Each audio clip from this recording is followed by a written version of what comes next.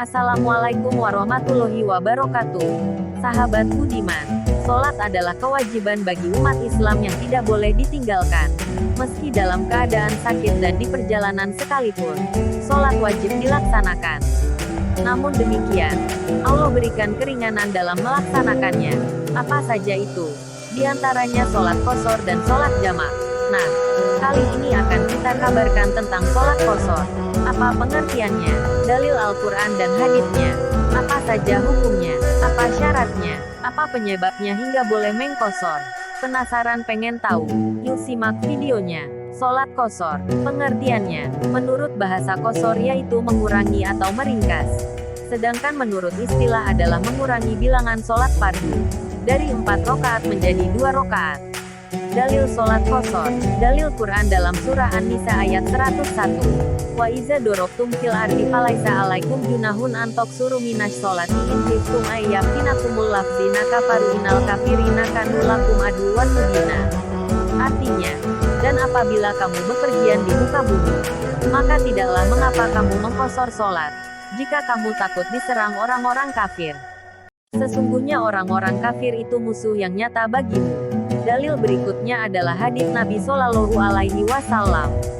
Hadits yang diriwayatkan oleh Bukhari Muslim dari Abdullah bin Umar berkata, Sohibtun Nabiyya fakana la yuzidu fis safari ala rok'ataini wa Abu Bakrin wa Umaru wa Utsmanu kazalika.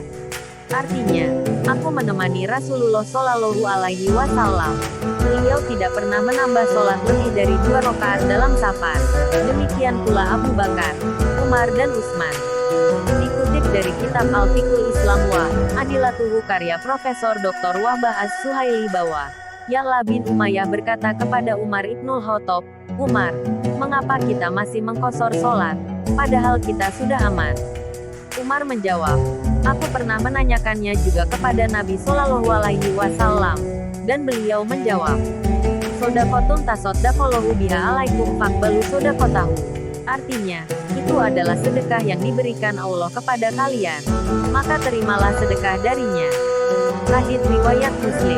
Hukum sholat qashar. 1. Wajib. Mazhab Abu Hanifah mewajibkan sholat qashar bagi orang yang telah memenuhi syaratnya. 2. Sunnah. Yang masyhur berpendapat mengqashar sholat hukumnya sunnah adalah mazhab Malikiyah. 3. Pilihan. Yang berpendapat bahwa mengqashar sholat atau tidak itu merupakan pilihan adalah mazhab Syafi'iyah dan mazhab Hanabilah. Kriteria safar yang dibolehkan mengqashar harus memenuhi 5 syarat berikut. 1. Niat. Agar berstatus safar maka seseorang harus berniat dan menyengaja untuk melakukan safar. Syarat ini disepakati oleh semua ulama. 2. Jarak. Jumhur ulama dari kalangan Malikiyah, Syafi'iyah dan Hanabilah umumnya sepakat bahwa minimal berjarak 4 burut. Dalil yang menyebutkan jarak minimal 4 burut ini banyak sekali. Salah satunya adalah yang disebutkan oleh Atsram, bahwa Abu Abdillah ditanya, dalam jarak berapa Anda mengqashar sholat? Beliau menjawab 4 burut. Ditanya lagi, apakah itu sama dengan jarak perjalanan sehari penuh? Beliau menjawab, tidak, tetapi 4 burut, atau 16 farsak, yaitu sejauh perjalanan 2 hari. Kesepakatan ulama bahwa 1 farsak itu sama dengan 4 mil.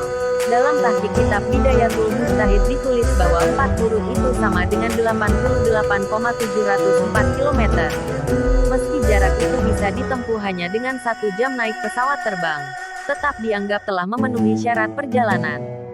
Karena yang dijadikan dasar bukan lagi hari atau waktu, melainkan jarak tempuh. 3. Safar mubah. Bahwa safar yang dimaksudkan adalah perjalanan untuk hal-hal yang mubah, bukan safar untuk hal-hal yang diharamkan atau tidak diridhoi Allah. Mazhab Syafi'iyah dan Hanabilah mengatakan bahwa orang yang melakukan safar dengan tujuan bermaksiat kepada Allah, bukan saja tidak boleh mengqashar sholat, tetapi juga tidak sah sholatnya. Ini seperti orang yang tahu bahwa dirinya dalam keadaan hadas atau tidak punya wudhu, tetapi tetap sholat juga. Sedangkan pendapat mazhab Malikiyah, bahwa sholat orang itu tetap sah, tetapi jika ia mengqashar sholatnya maka ia berdosa. Berbeda dengan mazhab Hanafiyah yang mengatakan bahwa apapun tujuan safar, semua dibolehkan untuk mengqasharnya. Lalu safar yang hukumnya makruh. Mazhab Hanabilah tetap tidak memperbolehkan. Tetapi mazhab Malikiyah dan mazhab Syafi'iyah membolehkan. 4. Melewati batas tempat tinggal. Sholat qashar sudah boleh dilakukan ketika musafir itu sudah keluar dari kota atau wilayah tempat tinggal. Meskipun belum menempuh jarak yang telah ditetapkan. Asalkan sejak awal niatnya memang akan menempuh jarak sejauh itu. Tetapi belum boleh dilakukan ketika masih berada di rumahnya. 5. Punya tujuan pasti. Safar itu punya tujuan yang pasti. Bukan sekedar perjalanan yang tak tentu arah dan tujuannya. Misalnya orang yang melakukan perburuan hewan atau mengejar hewan yang lepas, di mana ia tidak tahu mau pergi kemana tujuan perjalanannya. Kalau ada orang memasuki jalan tol di suatu kota, lalu ia memutari kota itu 2 kali putaran, mungkin sudah menempuh jarak 90 km. Namun orang tersebut tidak disebut sebagai musafir. Alasannya karena apa yang dilakukannya itu tidak punya tujuan yang pasti. Begitu juga dengan pembalap di sirkuit. Meski jarak yang ditempuh ratusan kilometer, juga tidak termasuk musafir. Alasannya karena tidak ada tujuan kecuali hanya berputar-putar di situ saja. Sebab kebolehan qashar, para ulama umumnya sepakat bahwa mengqashar sholat itu hanya boleh dilakukan karena satu sebab, yaitu safar atau perjalanan. Di luar perjalanan maka tidak ada keringanan atau kebolehan untuk mengqashar. Berbeda dengan jamak, menjamak boleh dilakukan meski tidak dalam keadaan safar atau perjalanan. Jamak masih punya penyebab lain selain safar, seperti karena sakit, hujan dan lainnya. Dikutip dari laman jatim.nu.or.id, dijelaskan bahwa kebolehan mengqashar sholat diterangkan dalam kitab Matan Al-Ghayah wa Takrib karya Qadi Abu Suja. Bagi seorang musafir diperbolehkan mengqashar sholat yang berrokaat 4 dengan 5 syarat. 1. Kepergiannya bukan dalam rangka maksiat. 2. Jarak paling sedikit 16 farsakh. 3. Sholat yang diringkas adalah yang berrokaat 4-4. Niat mengqashar bersamaan dengan takbiratul ihram.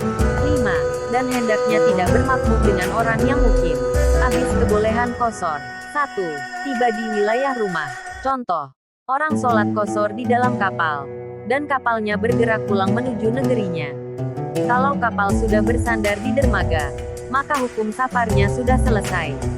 2. Niat bermukim. Contoh bila seseorang dalam safarnya tiba-tiba berubah niatnya untuk mukim di tempat tersebut. Meski secara fisik dia masih ada dalam perjalanan, tetapi di dalam hatinya ada niat untuk menetap di tempat itu, maka status safarnya akan berubah. Maka jika niatnya itu muncul saat masih sholat, dia harus menggenapkan rakaatnya. 3. Niat sementara tapi lewat waktu. Berapa lama waktu yang ditolerir buat seseorang masih dianggap musafir, padahal dia diam di suatu tempat? Batasan berapa lama seseorang diam di suatu tempat, dan boleh tetap menjamak atau mengqashar sholatnya? Para ulama berbeda pendapat. Imam Malik, Imam Syafi'i, Imam Ahmad bin Hambal serta Abu Daud berpendapat bahwa masa berlakunya qashar bila menetap di suatu tempat selama 4 hari. Lebih dari itu maka selesailah masanya.